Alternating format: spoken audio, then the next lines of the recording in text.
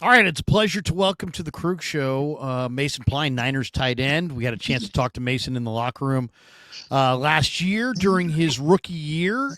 The Niners gave him the full red shirt year, and it's a very important training camp coming up for Mason Pline. He's with us to chop it up and talk a little ball. Mason, good to see you, man. How are you? I'm great. Good. How are you guys doing?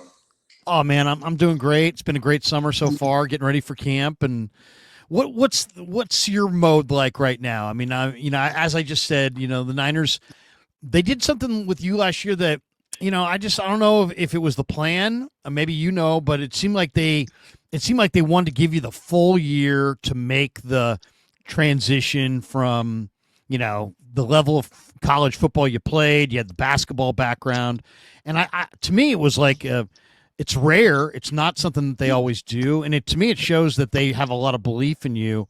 How did you feel about that first year? And did you guys talk about it early on? Did you know that there was potential that they would give you the kind of the year to develop?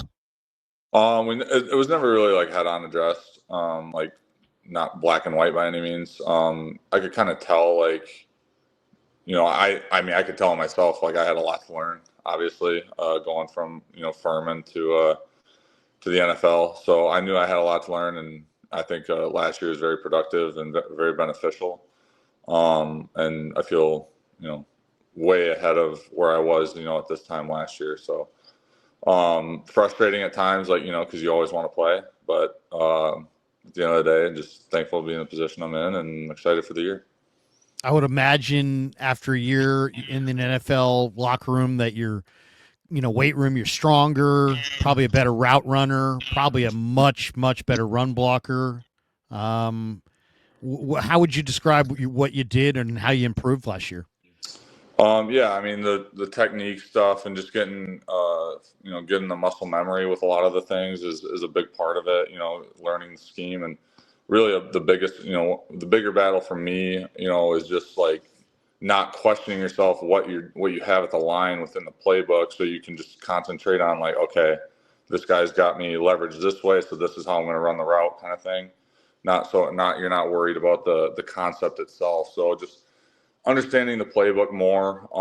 Definitely, I've gotten my body in a pretty good spot, gotten a lot stronger, and leaned out a little bit more this off season, and happy with where my body's at. But yeah, just the playbook is a night and day difference, coming a lot better. Getting going into year two, and then yeah, just being able to work out with the guys I train with all off season, and learning from them how they run the routes and what they'll see pre-snap, how that determines, how they would attack a defender, whether it's in the run game or pass game. So last time we caught up, we kind of went through your story, but for those who don't know, you're born in what, Fowler, Michigan, they listed as, and you grew up in a small town in Michigan. I know you were telling me it was like 40 kids or 50 kids in your graduating class and 1,000 people in the town. And tell us a little bit about growing up in Michigan and what it was like. yeah, I mean, you're pretty close. Like my graduating, real small school, small town, about 1,000 people, smaller farming community. Grew up with 43 kids in my graduating class, and grew up working on a farm since I was like, 12 or 13 years old, something like that. And so, not middle of nowhere Michigan for the most part, but I loved it. It teaches you a lot, like, it's very simple, and it was very fulfilling, and I like it. I love every time I get to go back.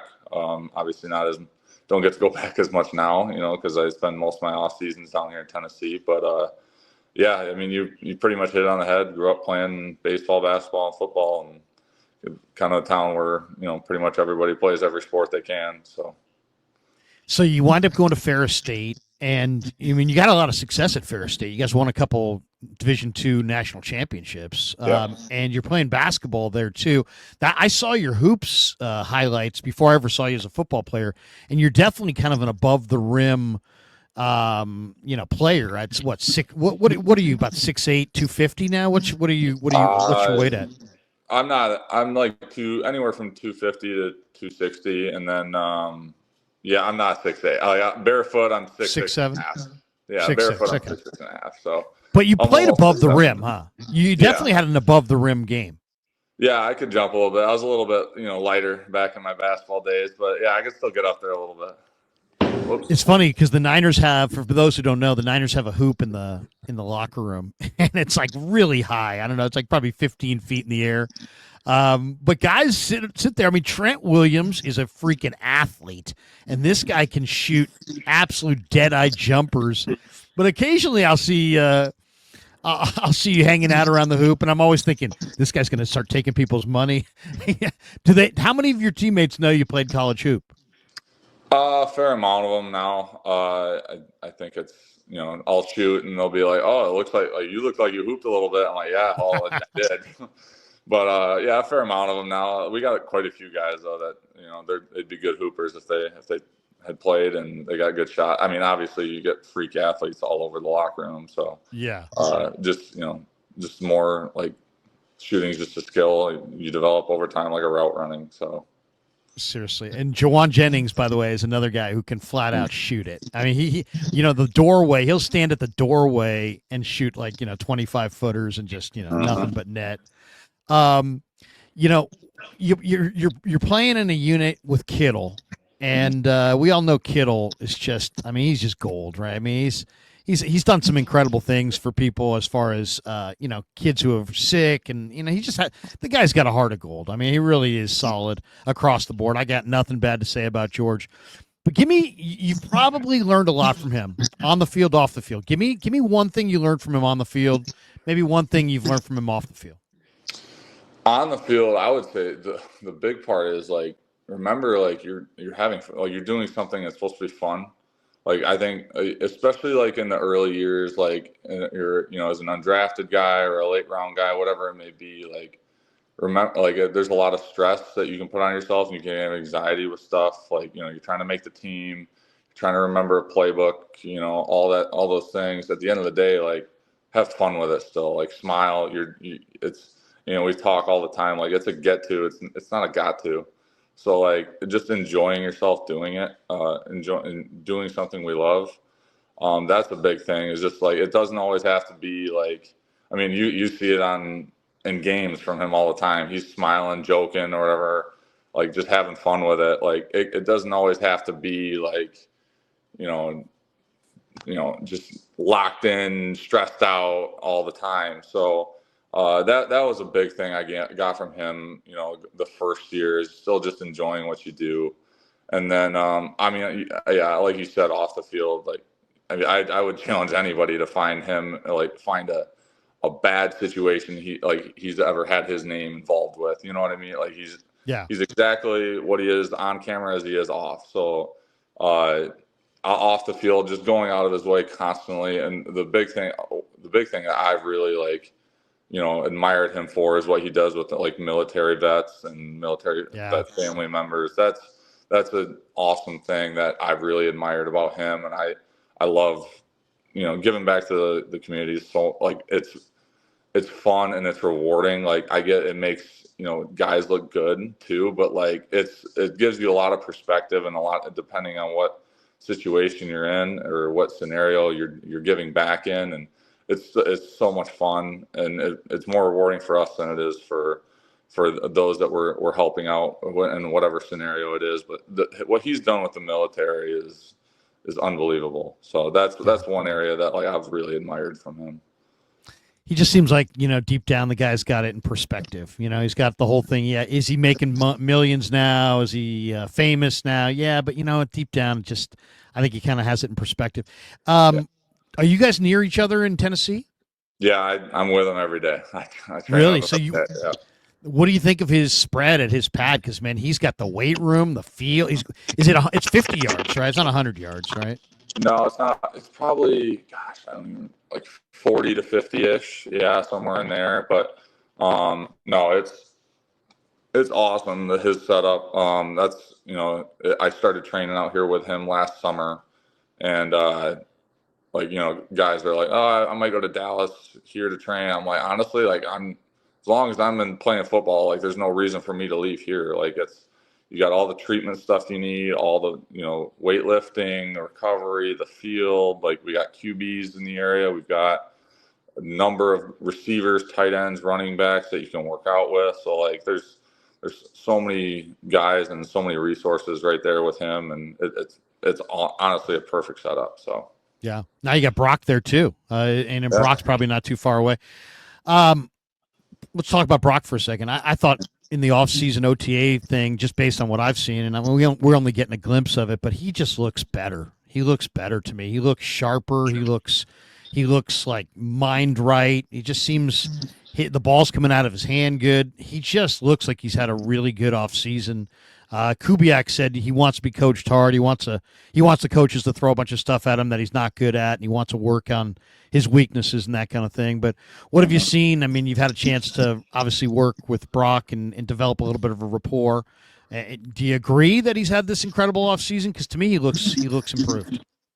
I mean, I've always thought he's looked good. He's had a great offseason from what I can tell. I thought really I wasn't with him much last offseason, but during camp and stuff last year, I thought he did a heck of a job then as well. So I don't have a ton of like material to base it off of, but he's been awesome. He was out here for a little while in Tennessee throwing with us, and he looks great.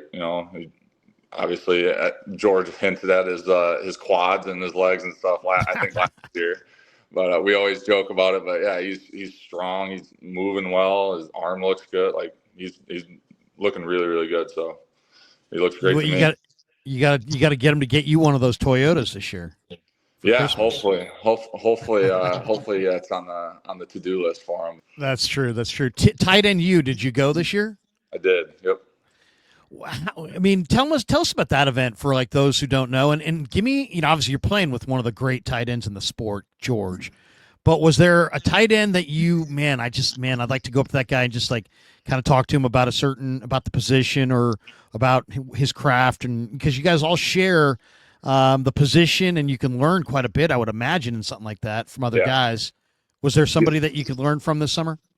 There's an abundance of knowledge from, countless guys there. I still love just picking, like Logan Thomas was there again with us this year. Yeah. And I still love picking his brain. Like, a guy that was in the league for 11 or 12 years, whatever it was. And he knows so much about the game and both sides of the ball. And one guy I really liked hearing, he actually spoke this year, and then I got to talk to him a little bit after as well, was, and it's two totally different styles of like the way we like our body types in the game, but like Evan Ingram. Seeing how like he run, like watching him move and seeing him run routes and seeing how he like diagnoses like how to run the route versus a certain coverage look was awesome to hear, and being able to talk to him about leverage and those kinds of things and the way he uses his releases and stuff like that. So he was really cool to talk to outside the meeting room. If you watch his film, I would have to believe he's a top 3 route runner from a tight end standpoint in the league, just with how smooth he is. But there's so many guys. You can just go down the list, listen to Greg Olson and listen to Travis, and there's just so many guys you can talk to and just take one bit of information from and just put it in the back pocket. So. Yeah, it's cool. It's like a little convention for tight ends, and you can find out stuff. And did you get to meet Taylor Swift during the tight end U? I did. What was she like? What's she like? Super nice, very great person. She was awesome. Wouldn't have even really known like she just acted like one of the others.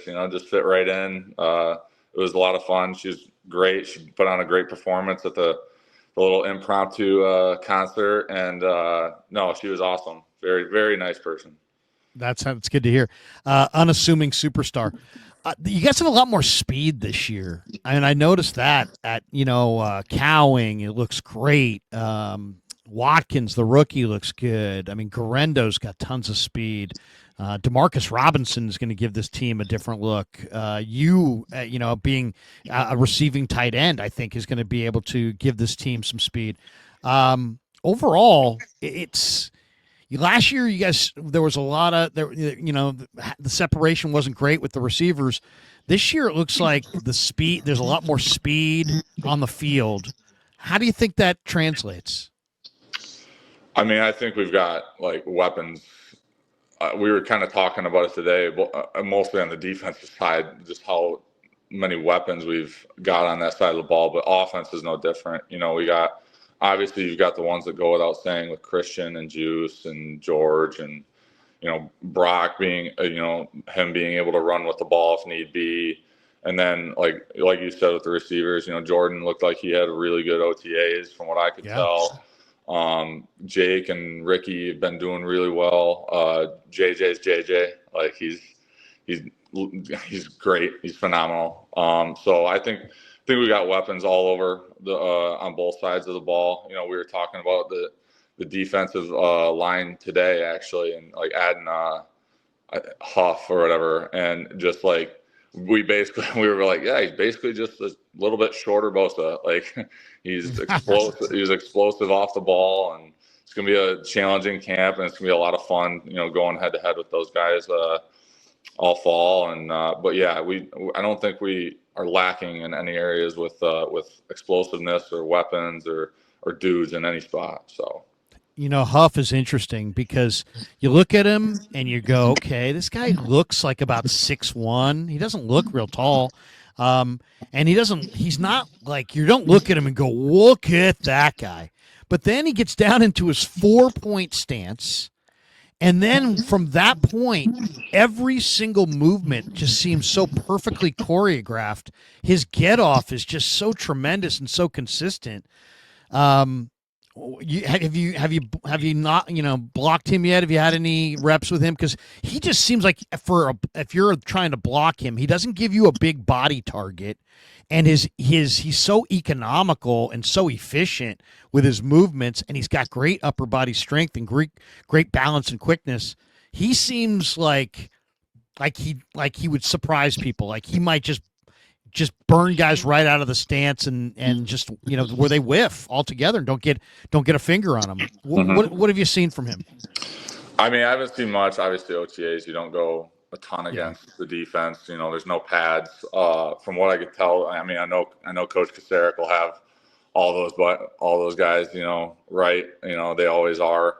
But and obviously, didn't see much, or like I didn't see a ton from the rookies. Like I didn't get to watch them much.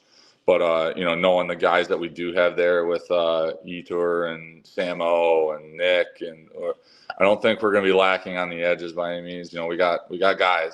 I don't think that's there's going to be any issue. I think we got playmakers on both sides of the ball. So should be a lot of fun to see in a couple of weeks here. What young defenders are opening your eyes? What do you think of young Mikael Williams? I saw him talking to George when he came in, and I'm thinking that's going to be the only tight end in pro football that likes Mikael Williams. He seems like he's he's a long day at the office if you're trying to block that guy. Yeah, I haven't seen it. Like I don't watch. I'm not able to watch a ton of college film, so I didn't see a ton of his college stuff. But he looks the part so far. Like I didn't get to see a ton of them. Like I said, we don't go against the defense a ton, but big body, and he looks good. So I'm excited for the defense. I'm excited to go against them. See, it's going to be a battle all camp, so it's going to be a lot of fun. It's going to be a really competitive tight end room, and it's very open, right? George is going to be there. Farrell's going to be there. The rest of you guys are probably competing for that third tight end spot. What do you think of Farrell so far? He seems like a big blocker. He seems like he's a guy who's got some experience. Does he stand out to you? He's an awesome dude.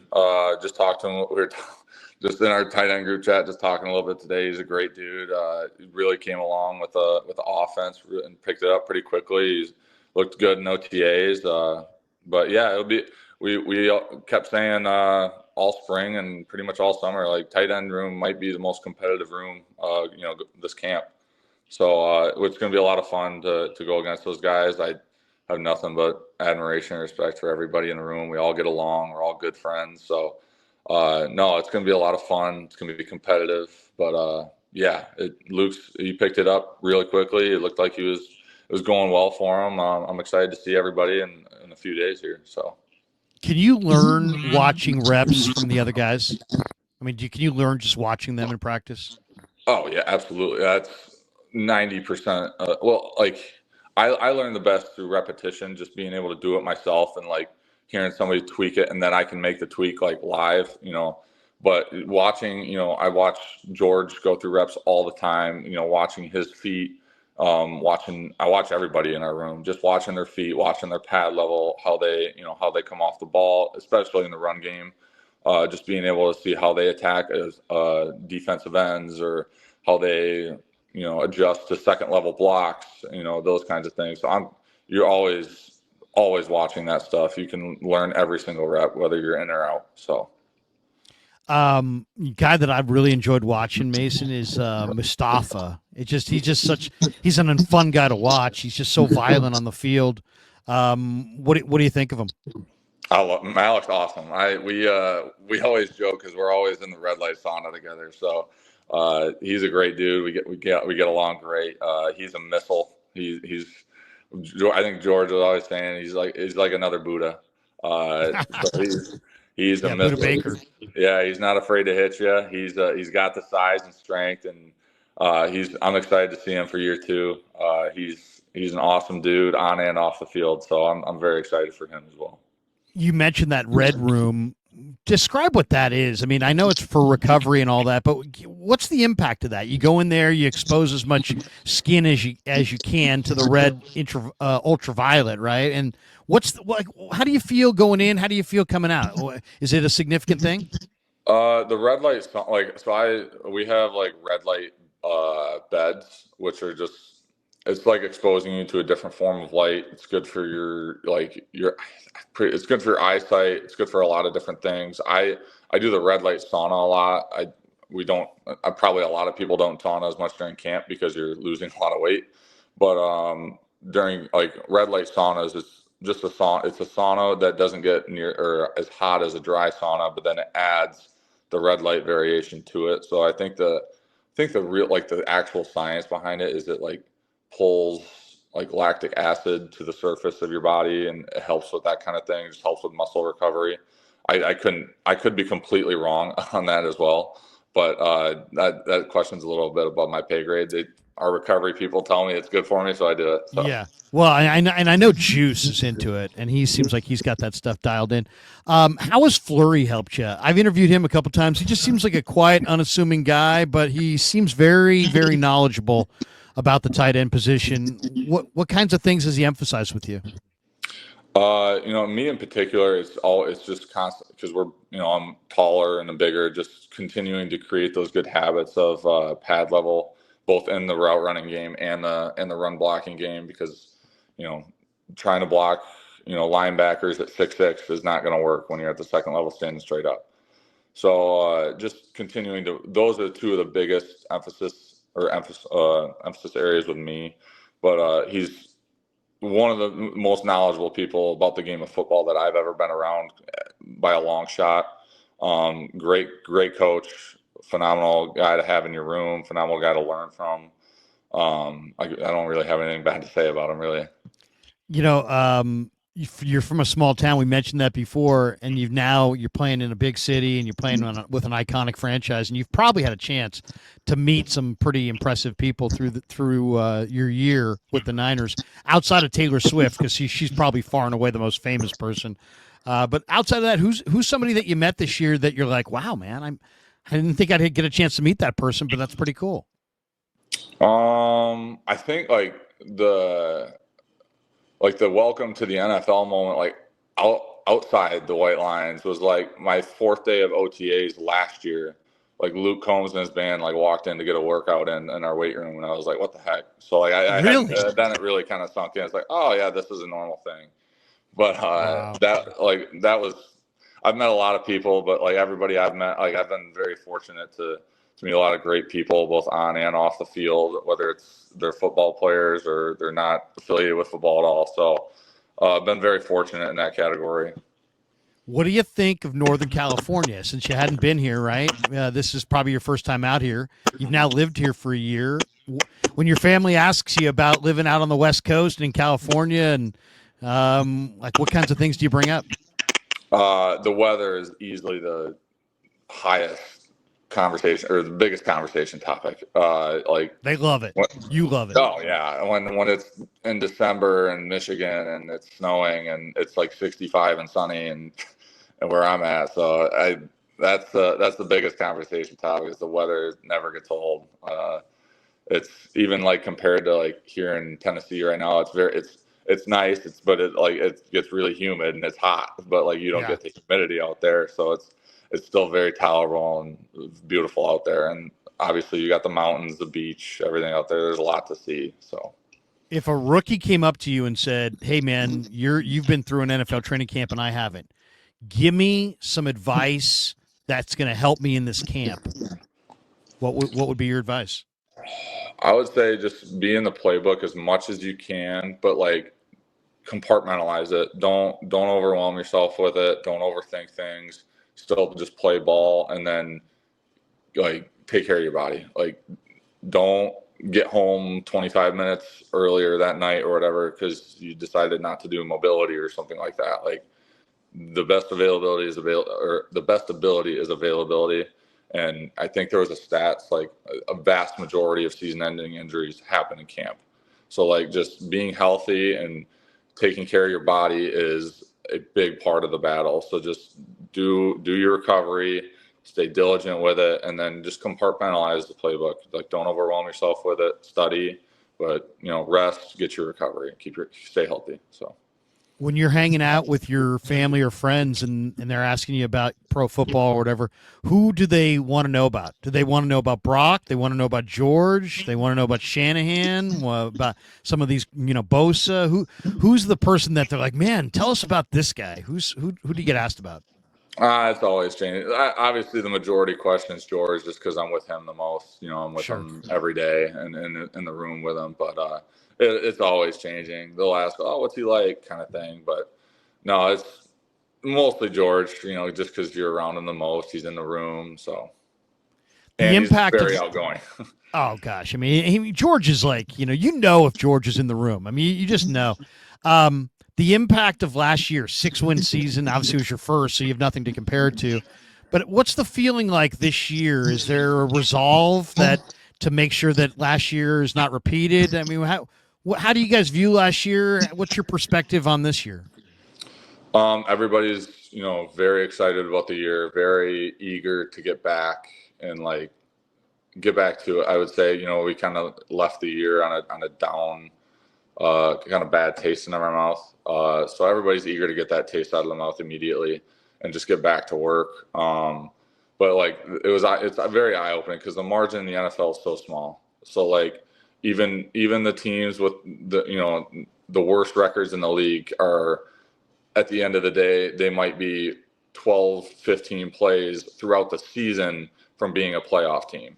So like the margin's so small and so you have to be on your stuff at all times. So you can't take plays off, can't take anything for granted. But everybody's eager to get back. Everybody's excited about the year. We got a lot of weapons, like I said, on both sides of the ball, and it should be a lot of fun and very exciting. A couple last ones with Mason Pline. He's with us on the Krueg Show. We appreciate his time. I'll throw out a name. You just first thing stream of consciousness. Just I'll throw out a name. You first thing that comes to mind. It doesn't have to be defining or anything. Just what comes to mind. Christian McCaffrey. Oh, competitive. He is like one of those guys. It's anything he does. It can be from who's making the most shots in the locker room basketball to who's running the fastest flying 40 or something. He's one of the most competitive people I've ever met in his life and in my life, and he's a workhorse. So Wow. Kyle Shanahan. Oh man. I there's so many ways you could go with it. Do you have a personal relationship with Shanahan, or is it like too hard to have a personal relationship with every guy on the team, and it's more just in passing kind of a thing? It's mostly in passing. Like obviously, like if I see him, like I'll talk to him. Sure. But like it's mostly like I would say the vast majority of the guys like you're dealing with your position coaches, your OC, your DC. And then like we have team meetings, obviously, but Kyle's awesome. Being able to, when he comes into team meetings and breaks down film, it's awesome to listen to him talk about it too. but he's very funny. He's got some good one-liners in there. So He does. He does. And he'll throw a few my way, throughout the year. John Lynch. John Lynch is in a lot of ways maybe the public face of the franchise on the management level, with Shanahan. Give me your Lynch thought. Phenomenal person. I'll see him in the cafe all the time. Just talking to him, super nice, super polite, always, hey, how's your day going? Kind of thing. So I've had nothing but good interactions really with anybody anywhere from the front office to, the coaching staff. So I really have, everybody always asks me like if you could play, one play, like, going into it, like knowing now what I know, I would say this has got to be the best organization, in the league. I have so much respect for everybody in the organization from top to bottom. I've had nothing but good interactions. So, couple more. Chris Kasarik. Oh man, he's intense. He's intense. He is intense. He is intense. Yeah, and I love it. That's how I've always been coached growing up. Is my coaches were intense. Always on me. So I love it. I love hearing him at practice. I love hearing him all the time. So he's intense. Nick Bosa. Oh man. Your guys' lockers are pretty close to each other. Do you talk much to Bosa? Yeah. You guys are different positions. We started golfing a fair amount together this off season. He's a great dude. He's quiet. Like he's just, he's not one of those guys that's real loud. He's a regular dude. He's just a regular dude who's happened to be great pass rusher. Yeah, he's a phenomenal person. I love hanging out with him, love getting on the course with him in the off season. It's going to be a lot of fun trying to block him again. So, couple last ones. Fred. Oh man. Leader. Like everything he does on and off the field, like you try to model what you're doing, make sure he's doing all the right things. And one thing I joked about is if Fred and like Christian or somebody are putting it in their body, then it's okay for me to put in my body because they're only putting good things in their systems and feeling their bodies the right way. So, he's a leader. Couple last ones that even guys that weren't there. Give me a Greenlaw. Give me what do you got on Greenlaw? He's a dog. He was different. He got a lot of praise and stuff for how good he was, like just hitting people and stuff like that. But he was super smart too, like very very high football IQ. What little I got to see him on the field and stuff like that, but talking to him, super smart guy. But he was a dog. Two last ones. The new special teams coach, Brant Boyer, seems just like a good old football dude, 10-year linebacker. Got a Copenhagen in. He just seems like an old school football, kind of like a little bit of a badass. But give me your thoughts on Boyer. I loved working with him during OTAs, getting to meet with him both in special teams meetings and just going into his room, kind of making sure I have the scheme down and philosophy down and stuff like that. But yeah, like you said, great dude. Good old boy, likes fishing and stuff like that. And I loved all my interactions with him. So. Two last ones. Mac Jones. Have you had any dialogue with Mac Jones? What do you think of Mac Jones so far? He's a character. He's funny. He's great to be around. He's a lot of fun. He's always good energy. Just positive person. He was out here for tight end youth throwing to us, but he's awesome. I love Mac. Good stuff, man. Those are all really, really good. We could play this game all day, but I know the last one I was going to throw you because he just threw, hey, I want a new deal or I'd like to be dealt. And he's a leader in the room and he's a very, very good football player. Jawan Jennings is a real leader. It's like hard to say. Sometimes I would go around the room in the down times and be like, hey man, if there's something's going down and you could have one guy in this room back you up, who would it be? And there was a lot of people would be like Jawan Jennings. So he's a tougher wide receiver. What do you think of JJ? He's one of those guys where he doesn't really have to talk. Just turn on the film or turn on a game. He plays that way in practice every single play. Whether whether it ends up as a highlight or not, he's giving the same amount of effort at all times. he just works his ass off. He's phenomenal to be around. He's a guy you can really watch as far as work ethic on the field goes to learn from. But he's awesome. Did you what was your number last year? What'd you 89. go with last year? 89. And this year you switched it? Not necessarily by choice. The vets kind of got picked. What vet wanted 89? Luke took 89, and then Dwelly took 82. So there you go. The vets get the picks. Yeah, that's you got to prove it. You got to prove it on the field. Yep, hey, man, absolutely. Good luck this summer, and we're fired up for you, dude. I really expect that you're gonna have a great summer. Do you feel like, hey, you know what? I'm so glad that I had that redshirt year, so that I almost feel like you're gonna get to put your best foot forward this year with a lot more knowledge and a lot more experience than a lot of guys do, and for that reason, I'm really excited for you. Yeah, I mean, it was definitely super beneficial, and then being able to block, our starters every week and practice and getting better that way, and go against them in the passing game. Like it's super beneficial being able to diagnose or getting more time with the playbook, being able to break it down and make it your own kind of thing. So everybody understands things differently and on their own, in different ways. So whatever memory trick you have for certain things, but just getting more time with the playbook and get more time on the field, more reps. I'm excited. I'm excited for the year. The playbook is challenging, isn't it? I mean, I know it's pretty vast, and for the tight end with all the shifts and motions, this is not an offense that if you're a dumb guy, you're going to have success. You got to be able to crunch all these factors. I mean, that's a big part of it, isn't it?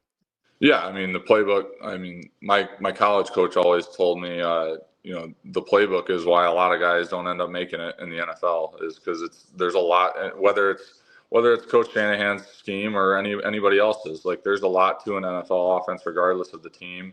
It's constantly constantly installing new stuff based on team to team each week. But there's a lot to them.